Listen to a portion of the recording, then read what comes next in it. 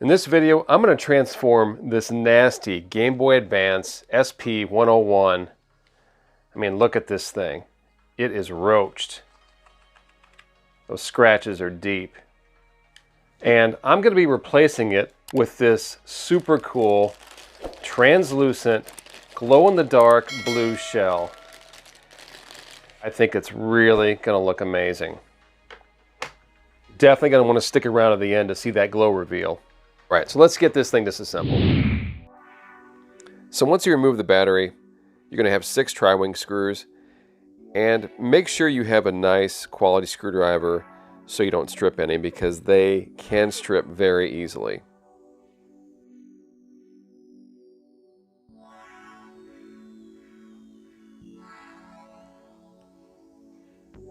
Once those are removed, you can pull the back off. Now you're going to have 3 Phillips screws that are in that motherboard. Once those are done, you can then undo these clips that ribbon cable, they just pull down, and that ribbon cable will pull out.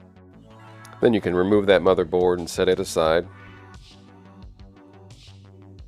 At this point, you want to remove your speaker and the pad.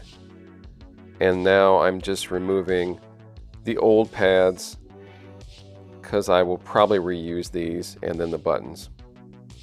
Next, you want to get a very small, thin, flathead screwdriver and pry off all of the 5 rubber pads.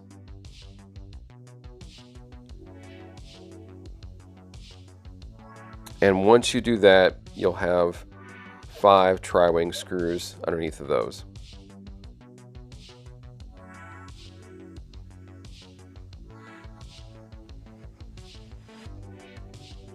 Here I am just basically giving these pads a good cleaning with some IPA.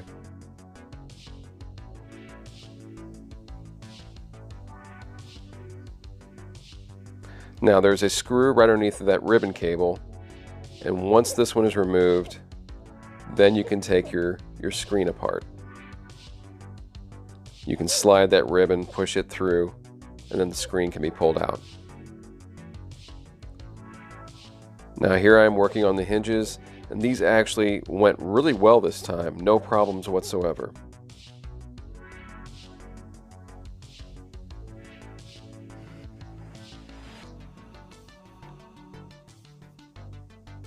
Next, you're going to want to remove those old caps on those hinges, and they just have a little slot, they come right off.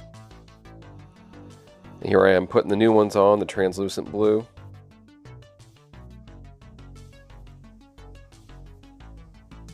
Now I'm peeling off the backing to the new lens.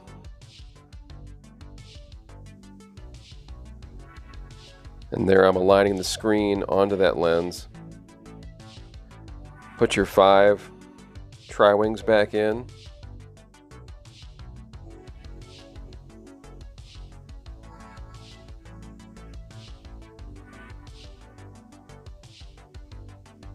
So far, so good. Next, you got this little piece that covers the ribbon cable. That's where that screw on the bottom underneath the ribbon goes. Something I didn't show was putting the hinges back in, but it's pretty self-explanatory, but there is a left and a right, so make sure that you separate them and put them in properly. All right, now we're going to put all the bottom pieces back in. Just don't forget your speaker. You don't want to have to open it back up. Put all your pads in, all your buttons. And then this is a little tricky, but you're just going to put that back in and then clip those 2 clips back up on that ribbon cable. Put your 3 Phillips screws back into your motherboard.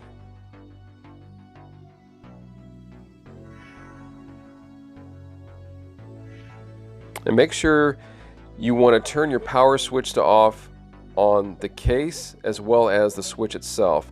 You don't want to snap that off when you're putting it back together if it's in the on position. And go ahead and put your 6 tri-wings back in.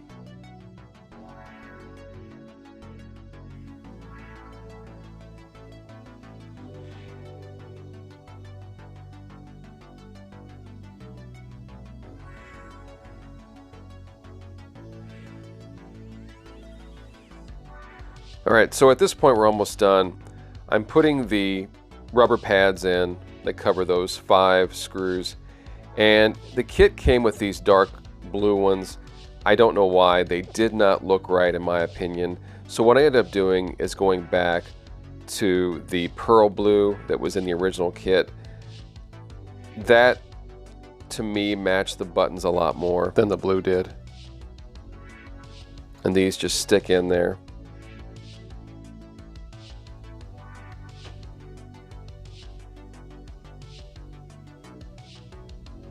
Alright, so now I had a couple battery choices. I have a white and I have 2 different color blues. These are all official Game Boy Advance ones. I ended up going with this kind of a turquoise blue.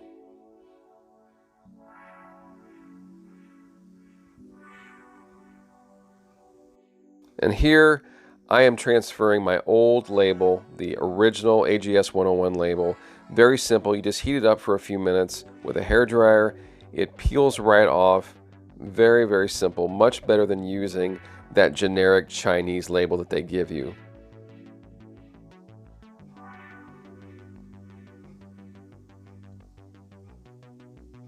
And the last thing to do is put on the Nintendo label right there on the front.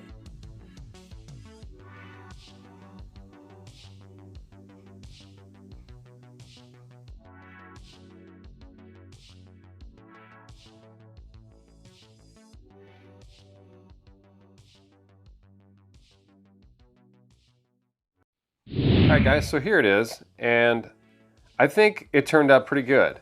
You know, Nintendo's got a very long history with these translucent cases, so this really isn't a big stretch. You know, they've done these for years with Game Boys and N64, and this one looks like it actually could have been sold like this. I really like it.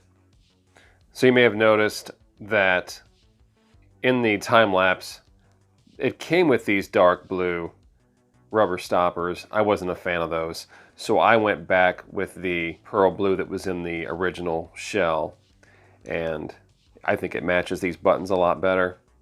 And I have some smudges behind the screen, so when I basically swapped the lens, it was very tough to line it up, and it took a lot longer than it should have, and so I'm going to have to go back in there and redo that. But other than that, it turned out really well.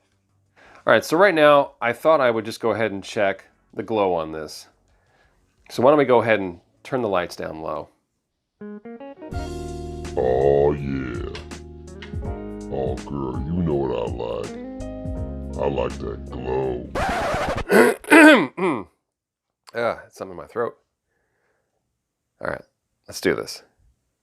3, 2, 1. Oh yeah! Look at that. Caroline, listen to me. Do not go into the light. Stop where you are. Turn away from it. Don't even look at it. Very cool. That's sick looking, man. This really makes this stand out. It's like it's got a trick up its sleeve. Alright guys, there you have it. I think the difference is pretty clear. Here is the before and the after. And I'm very happy with how it turned out.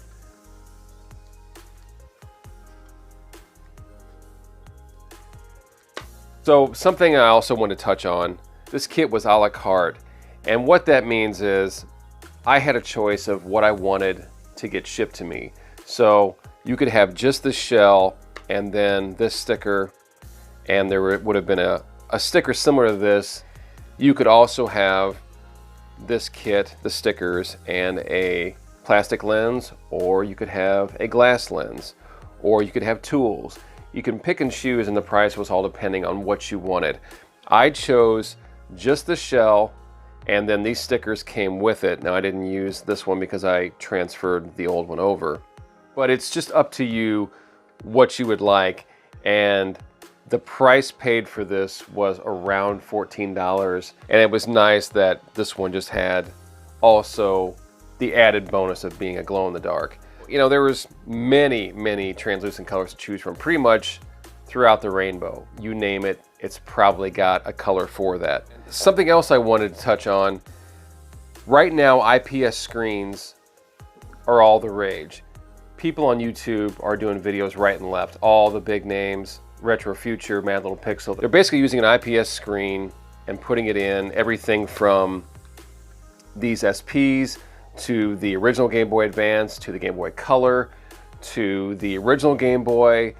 The reason that I didn't go with an IPS mod for this one was this AGS-101 screen is still very bright. And the price that I paid for this thing, which was 40 bucks, and it came with 12 games, 12 Game Boy games, some of them really good. One of them being this Zelda Four Swords. There was just no reason for me to swap that out when I've already got a really good screen already. It's got two brightnesses and they're both plenty bright. Yeah, the IPS screen, if you put these two side by side, it's going to be better and it's going to have a few more brightness levels. But keep in mind, you're going to have to do, in the case of these, I think even all of them, you're going to have to do some cutting. Some require soldering if you want to take advantage of the brightness settings. So depending on your skills and the added cost of, say you wanted a pre-cut shell, that you didn't have to cut your own shell, all of that stuff, plus the cost of the screen, which is another 50 bucks, for me there was just no point. When I'm getting this for 40 and it's already got a very adequate screen that's better than the AGS-001, why would I even want to go that route? Now, if I got this thing and it was for 10 bucks or something, yeah, there's a lot more room and maybe that's something I would have did. But there was just no reason for me to swap that out. All right, guys, that is it. I hope you enjoyed this video. If you did, please smash that like button. If you're new to the channel and you're not already a subscriber, please consider subscribing. It really helps out. All right, I will see you all next time. Thank you so much for watching. I am Pat from Show Me Retro, and I approve this message.